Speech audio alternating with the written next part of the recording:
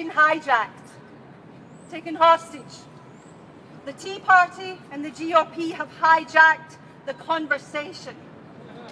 We're having the wrong conversation. We're talking about long-term budget crisis instead of addressing the huge unemployment problem that is screaming at us today. My favourite metaphor from the op-eds recently goes something like this. Your house is on fire. You call the fire department, but they can't come out. They're too busy discussing the possibility that there might be a water shortage in 10 years' time. Maybe they solve that problem. Great. But your house is now a heap of ashes. So we're here outside of Senator Kerry's office today to urge Senator Kerry, as a member of the Super Committee, to stand up to Republican hostage-taking, to start having the right conversation. We want to let him know that Move On will support him in his efforts to preserve the social safety net by insisting that corporations and the wealthy pay their fair share of taxes, and by creating a jobs program that puts millions of Americans back to work. So, shall we start the right conversation? Yes. Social Security is not the problem. Social Security is one of the most successful government programs ever. If we do nothing, Social Security will remain solvent until the year 2037. If we focus on Social Security as a problem right now and ignore the job crisis, millions of people's lives will be reduced to ashes now. Medicare is not the problem. Rising, out-of-control healthcare costs are the problem.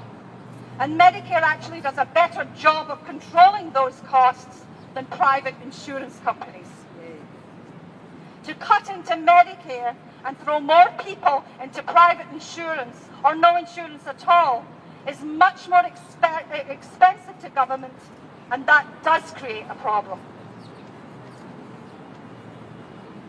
The existence of Medicaid is not the problem. One of the reasons Medicaid has grown so rapidly recently is it has been picking up the slack from the unraveling employer healthcare system. There is no other industrial country in the world where business is burdened with healthcare costs. It very nearly destroyed the car industry.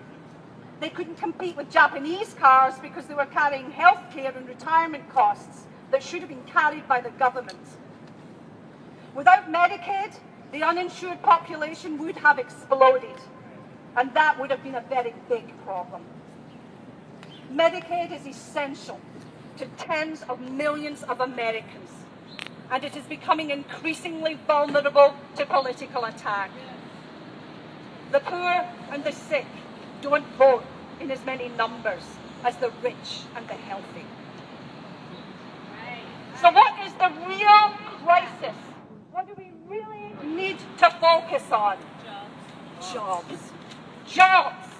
Jobs and more jobs. Investment in technologies too. Paul Krugman, an award-winning economist, I'm sure you're all familiar with him. He wrote a column in November 2009. It's quite interesting, actually, to look back at his columns. He's quite the prophet. He said, after the crisis of 2008, historically, financial crises have typically been followed not just by severe recessions, but by anemic recoveries. It's usually years before unemployment declines to anything like normal levels.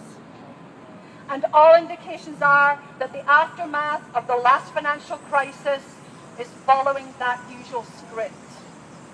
So let's look at the numbers, just to finish off. Under the Obama presidency in the year 2010, the US Bureau of Labor Statistics showed that the economy saw an increase of 1.1 million jobs in that 1 year alone. According to that much respected pillar of leftist publications, the Wall Street Journal, that was a joke, you can laugh, President Bush created 3 million jobs in his entire 8-year presidency. President Clinton created 23 million jobs during his 8 years of presidency. If we are to return to anything like full employment, even in the next 5 years, we need to create 18 million jobs in 5 years. That is about 330,000 a month. That is what we should be talking about. Thank you.